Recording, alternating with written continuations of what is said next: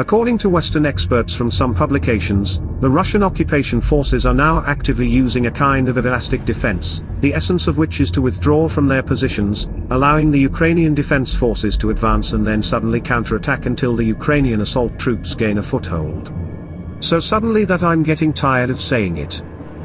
The purpose of elastic defense is to minimize losses and preserve the ability to resist attacks, as well as to create conditions for counterattack and recovery of positions after enemy aggression. This is maneuverable defense, which was described back in the late 19th century, in the sections of military science that successfully migrated to the beginning of the 20th century in Soviet manuals, which are used by Putin's generals.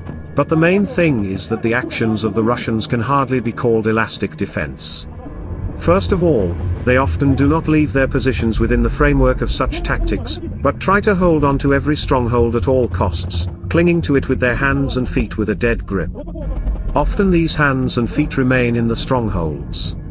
Secondly, it is traditional, and has always been so, when they lose a village, a trench, a foxhole, a stronghold, they launch waves of furious counterattacks in an attempt to recapture the lost positions.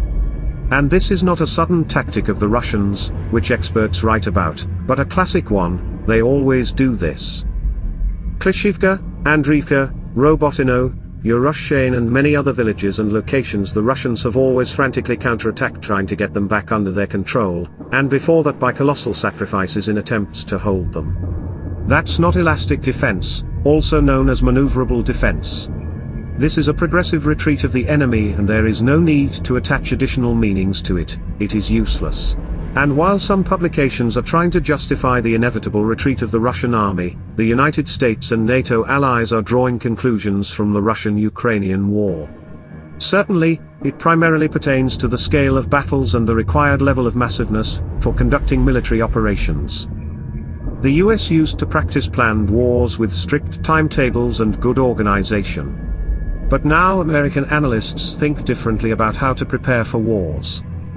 The main lesson they have learned is that quantity matters. Other than the United States, none of the allies in NATO has enough armor and ammunition to last several months in a war of similar magnitude to the one in Ukraine. In their view, the Russian invasion of Ukraine shows that the pursuit of precision in military action that has dominated US defense strategy may not always be effective.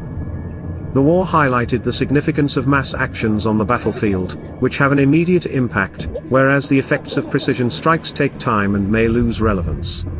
The battlefield can change while precision strikes are operating deep within enemy territory.